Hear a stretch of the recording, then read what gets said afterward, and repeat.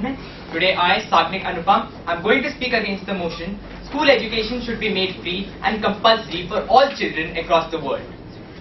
There is no doubt that education is the foundation of a happy and prosperous society.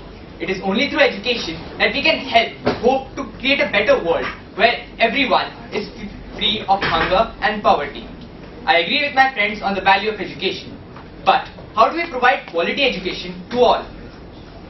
Saying that free and compulsory education will make education available to all is a pious idea, a noble dream. But that is all it is. What is the roadmap? What is the action plan? These are more difficult questions to answer. Where are the children who are out of schools today? They are not in the rich and developed nations of the world. In fact, most of them are located in the poor and developing nations of the world. And because the governments of these poor nations are poor as well as inefficient, they have failed to provide education to these children. I would argue that if you all are serious about providing education to each and every child, the sooner you recognize the limited capacities of these governments denied, the better it is. No matter how many international conventions and development goals are declared, the truth is that if it is left to the current models of education, then we will never be able to reach out to all the children in the world. An equally important question is about the quality of education. If the educated people are not productive enough, if the quality of education is not good enough, then what is the purpose of education? Unfortunately, the government sector in countries after countries is plagued with inefficiency.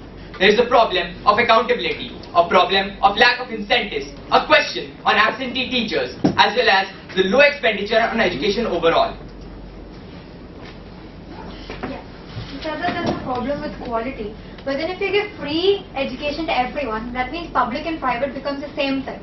So that means all the good teachers, all the good quality is evenly distributed. So doesn't that solve the problem of quality education? So you're saying that the teachers would automatically become work for the free education. Are you planning to shut down every private school in the country? Convert them to public. Convert them to public. I'll get to that, why that is a problem and why cases have been filed regarding this later. Thank you. Anything that people get for free is valued less. That is why beyond some basic needs, there should be a system of payment for what you get. That is a secure way to ensure demands for quality education. Because when parents are paying for the education of their children, then they take an active interest in what is happening in schools. Now, Denied, you in particular raised a question that if we take away, if we are providing free education to all in government schools also, then what happens is if we are planning to shut them down, then no education will be provided. Now, see, free education creates a dependency syndrome. That is why I am against free education as well as compulsory education. Because it creates a dependency syndrome where people tend to rely on those from the government rather than their own initiatives. That is why when they graduate from these systems of education, then they face stereotyping as less efficient people in other places. And this leads to their further alienation. In my opinion, it is better to make the education sector competitive enough so that both schools and students are encouraged to work harder, be excellent and innovative. Regarding compulsory education, one more thing, that if people are given a right, they should be free to choose whether they want to use it or not. For example, if I have freedom of expression, then imagine that my views are supportive of the majority. That means I am allowed to speak out that my views are supportive of the majority. The right guarantees the fact that if my views are not supporting the majority, then also I have a right. That doesn't make it necessary for my views to be opposite to that of the majority.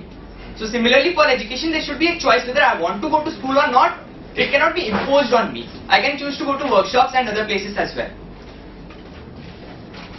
In India, the constitution guarantees the right to free and compulsory education for all children in the age group of 6 to 14 years. Not only does this exclude children below 6 years of age, but coming to your question, petitions have also been filed against this act, claiming that the reservation for disadvantaged children infringes on the private schools and institutions' rights to run free of government interference.